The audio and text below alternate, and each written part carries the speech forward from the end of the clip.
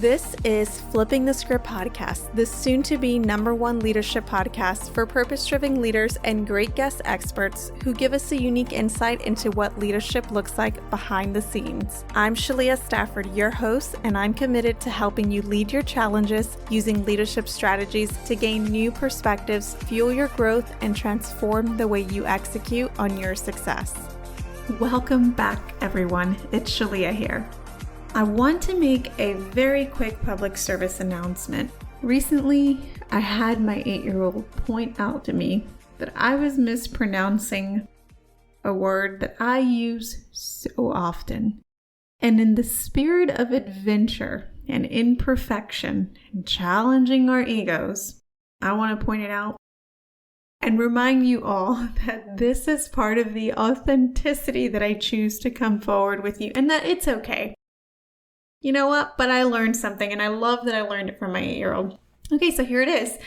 I was mispronouncing human being. That's how I was saying it. Human being. I learned that it is human being. So to all my adventurous human beings conquering the pursuit of creating a life that is authentic to them, we shall get into our next episode. Today we're going to talk about life regrets. Reducing life regrets to live fully while we have time and health is one of my greatest goals. Some days I'm really good at keeping this top of mind and reminding myself that nobody makes it out of this experience alive, so might as well make it count. No one's going to be there. These people who judge us, people who criticize our egos, they won't be there with us in our final moments. Those memories won't be the ones that count.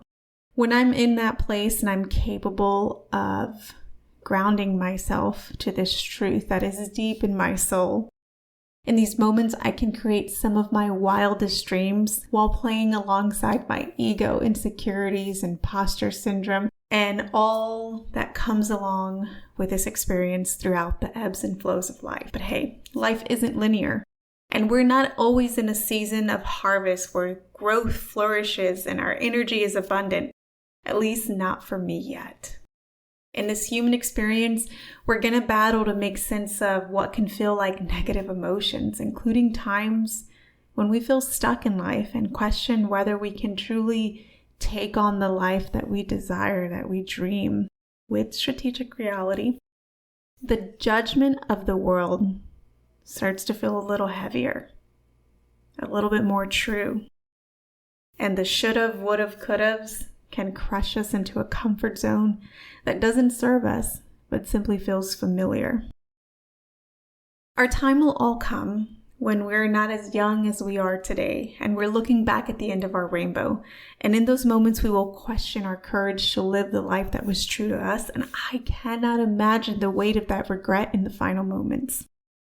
I think about this often, and I think about the behavior and action changes that I can take today and the way that I can try to hack my subconscious to help me stay on the journey to minimize those regrets, perhaps even optimize them, and make sure that of the regrets that I know I will probably come to have, that they're the small ones, like that I didn't have pizza every Friday. When I think about how I would make sense of this experience later in life, I've come up with a few questions that serve as guiding criteria that honestly just get me mad and frustrated with the injustices that surround the reasons that create the behaviors in us that limit us from pursuing our stories.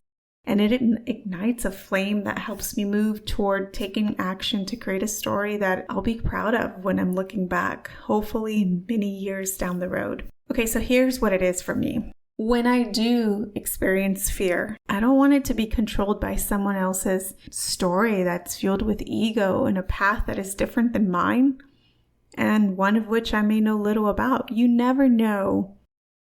You never know the story that created someone, and of that story, how their operating system was developed, and what shaped the experiences that they feel they need in their life. It's not going to align with me every time, and it's not always going to be the right intention. And I have to make sure that I judge myself based on the lane that is right for me. And I don't want that fear to come from someone's ego or someone's story that's just simply different than mine that I'm comparing it to. Now, let's say if a person were to stand in my way destructively while I'm pursuing this courageous story in any manner. It allows me to get data about this person sooner rather than later when I choose to act on the experience that's going to fuel my story that I feel is calling me. I get the data about the person being destructive, and it allows me to make decisions to filter this person out of my choices and experience because I understand that what I value is illuminating the path forward for others, and learning how to mute out these distractions of the world empowers me to forge a new path forward. The beautiful part about this experiment is that I've always found people that emerge that make the adventure fun. They're supportive, they're encouraging. They're looking to evolve as humans and celebrate the courage of others to do the same. Most people have great intentions, and most human beings are not destructive. And you just never know what you're going to find. And you'll be quite surprised that it's often the opposite of what you thought. I also choose to gather experiential data. Before I can choose to believe something is true, I need the experience and the data from that experience to help me make that decision. My job is to gather data about my values, story, and operating system and test them under pressure, not just through the challenges that I encounter in life, but also through the opportunities that come my way. If there's a calling that I need to explore, I won't rest easy until I put myself in the arena and try to bring it to life. Reflectively, I'm always satisfied that I chose to experience a pursuit of testing whatever I thought was important to me to see where I stand on it or if I miss something, regardless of the outcome. And this to me is experiencing life. And that's in alignment with how I choose to live. I have values and I get it. On most days, values can feel like filler words that are often overused. Some days I can feel this way as well. But a value is only rooted in your system through experiences of engaging it under pressure, through a diversity of different experiences, mindsets, and challenges that always aren't in your area of expertise and comfort.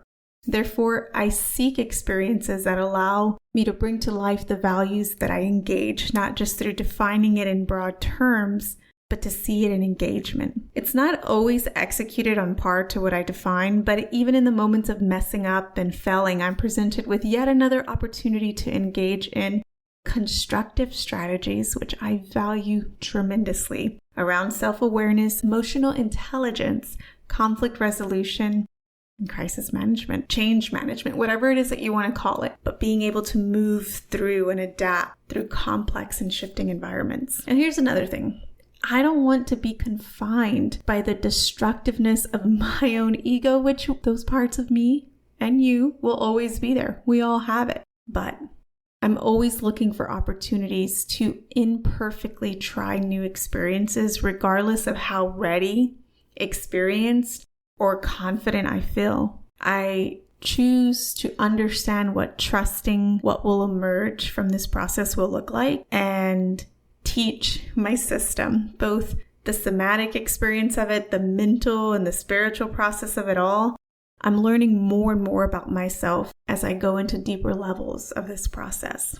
I'm also invested in learning all that I can about my operating system. And that's the past experiences that I've had that have created the definitions of how the world around me works, who I am, who people are, what our actions say, what they don't say, our thinking models, everything that it is to be a human. I have to look at how I choose to process them and how I will filter them now through a different lens to ensure that they're not creating roadblocks for me today. I don't want to be confined to the conditioning of my upbringing that was based on generational trauma. I'm open to feeling everything that arises in its due time to show me where I can rewrite a part of my story.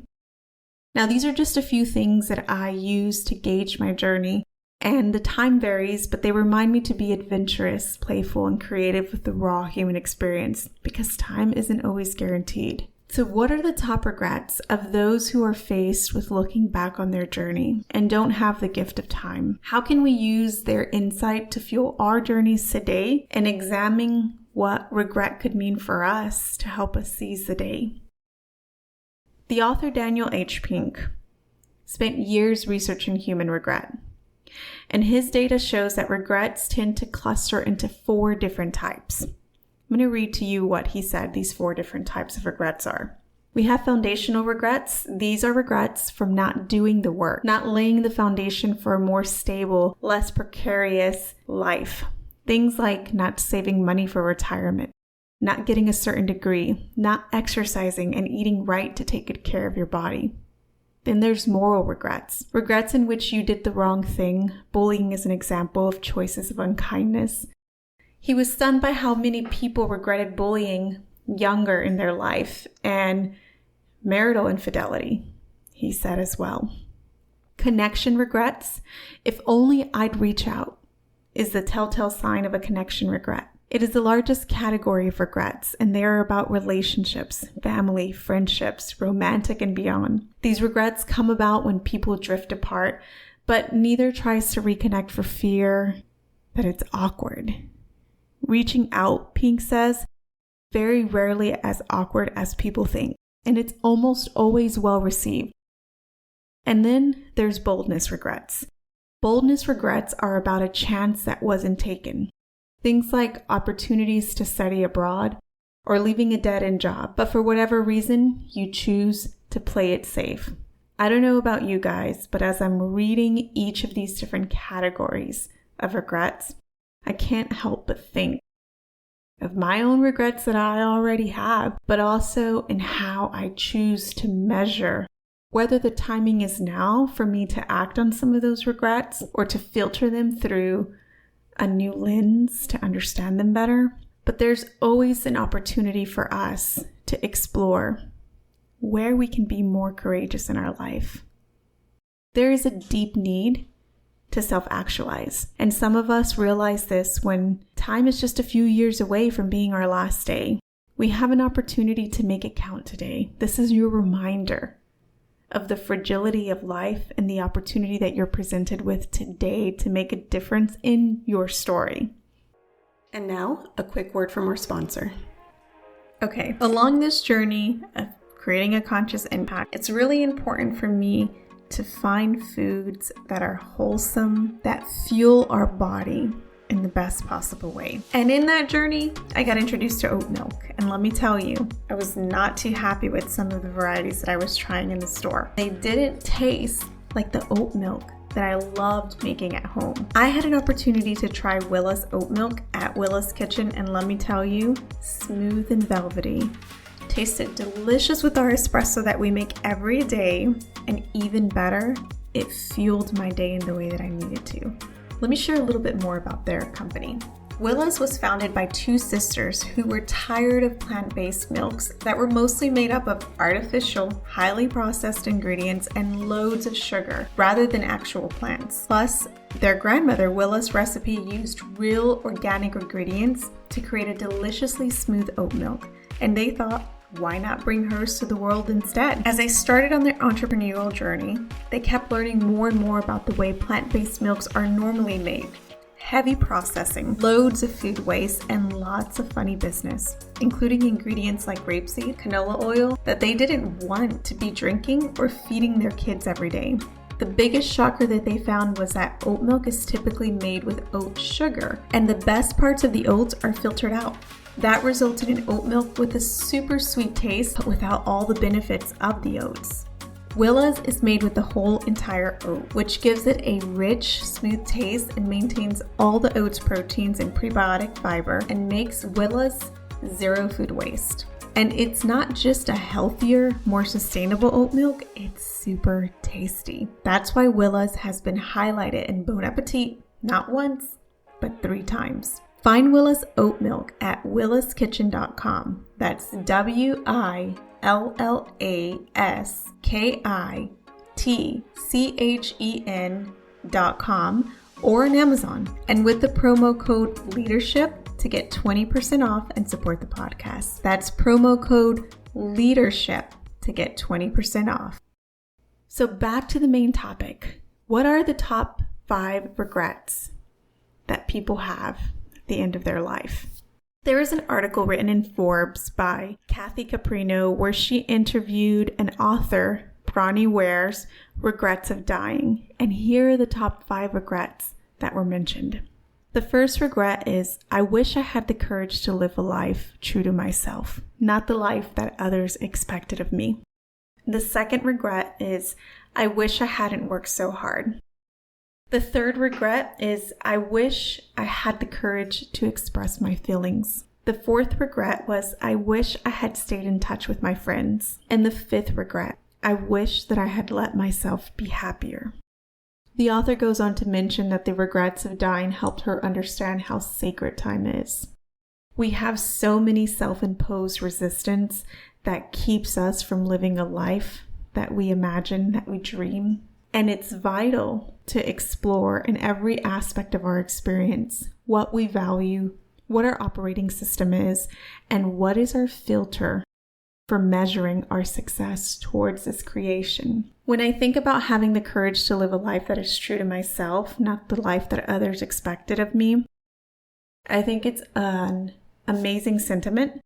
But if we bring in some strategic reality into it, we know that creating a life that we desire also comes with the responsibility, the financial responsibility and awareness that we require in life in order to support our cost of living. It also requires us prioritizing our time and our budgets so that when an opportunity presents itself, or when we hear a new calling or feel a new calling towards something that is important to us, that we can pursue it.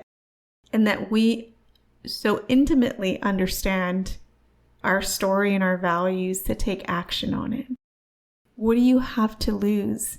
If you are considering creating a life that is true to yourself, but feel the pressure of the expectations of others on you, I challenge you to do a few things. Take a look at your finances and see what your opportunities are there. What is your cost of living? Are you developing skills that are transferable? When was the last time that you took an assessment on your values and on the chapter you're in life, the lessons you've learned in previous chapters, and what you want to be true for the next chapter of your life? What is the next chapter of your life going to be called? What do you have to lose? Do you have enough finances to cover exploring the next stage of your life? If not, start creating a budget for that. And if you do, start collecting the data that you need. Jump into the experience. If people around you will judge you for not meeting expectations, are those truly the people that you want around you?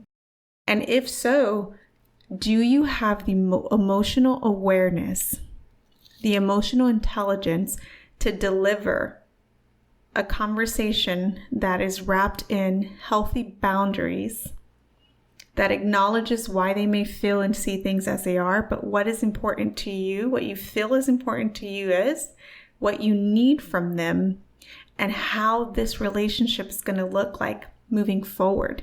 Can you sit in the discomfort of that potential conversation? The second one, I wish I hadn't worked so hard. This is a hard one. So not working so hard can sometimes be wrapped up in a multitude of different things. Sometimes we get our validation from work, and it's the only story we know. We haven't dove deeper into our own stories. We haven't dove deeper into prioritizing and understanding our cost of living and our finances, because we only have seen one way to live life. Maybe perhaps there's an expansion that needs to be done in how you can play with your money, with your choices, taking on opportunities early in life to build different transferable skills that you can utilize. And sometimes it is a deeper calling for us to be able to sit in silence and not doing anything, to hear the messages that need to arise to help us evolve. Sitting alone with ourselves is difficult work. Are we protecting ourselves? There's many different perspectives to explore here. But we have to ask ourselves, what are we losing by working so hard and living a grand percentage of our time bringing to life someone else's story. If there's an imbalance, if you are ignoring your story, it's like going against Mother Nature. You'll never win. Eventually, you will experience overwhelm and burnout. I wish I had the courage to express my feelings. This is hard, y'all, okay? I get it. Expressing our feelings is a journey, especially for those of us who have experienced generational trauma, the vicious cycle of it. We're not given a foundation of healthy strategies to start off from. And even if you were, it doesn't mean that it's going to be easy for you later on as an adult. So what we have to do in these scenarios is eventually work towards understanding our attachment style. Ultimately, it's similar to what would Jesus do, without getting religious here. Just in the context of that idea, what would a securely attached person do? And now, a quick word from our sponsor. What's something you look forward to waking up to every morning? Is it coffee? Your pet? Maybe it's the face of someone you love. MeUndies wants to add to that list. Start your mornings with your favorite underwear. Not just any underwear, but ridiculously soft undies with ridiculous prints that make picking out underwear actually fun. Can we be honest? We all have to wear underwears. No judgment if you don't. But hopefully, beyond that, you are also wearing swimwear and enjoying this beautiful summer. And when the night is over, you have some comfortable loungewear to wind down your night. I had an opportunity to try a selection of items from MeUndies, and let me tell you, their bralettes, undies, bathing suits, and socks delivered. Not only were they incredibly soft, but they were also fun. MeUndies makes the softest fabrics you've ever put on your body, so you can sit on your couch all day or go out and live your comfiest life. Once you try their undies, socks, bralettes, and loungewear, you'll never go back. Choose from a range of limited edition prints and colors and sizes from extra small to 4XL. You can also sign up for their free to join MeUndies membership, where you'll get a monthly subscription that sends new styles right to your door. Plus, enjoy up to 30% off virtually everything we make. Free shipping and returns on every order, early access to new launches, and exclusive member-only sales. MeUndies has a great offer for my listeners. For any first-time purchasers, you get 15% off. To get 15% off your order and 100% satisfaction guarantee, go to meundies.com/leadership. So when we have developed a secure attachment, it is easy for us to understand what we're feeling, name it, communicate it in a healthy way, wrap it around with the boundary that we need. And then also the emotional intelligence aspect kicks in, where we get to manage the journey of that expectation possibly not being upheld by someone else or by yourself. And then maybe potentially having to recommunicate these needs once again. Expressing our feelings is a deep part of who we are. It's connected to our story. And when we ignore our story, again, it's like going against Mother Nature. Learning emotional awareness is the foundation to emotional intelligence. It starts with self-awareness and the very fact that you can notice that it's difficult for you to express your feelings. But if it's important to you, it's going to keep coming up and it's going to feel unsettling inside of you. And it's a journey you have to explore. I challenge you to go deeper into this. I wish I had stayed in touch with my friends. Being intentional with the connections that we make in life is difficult.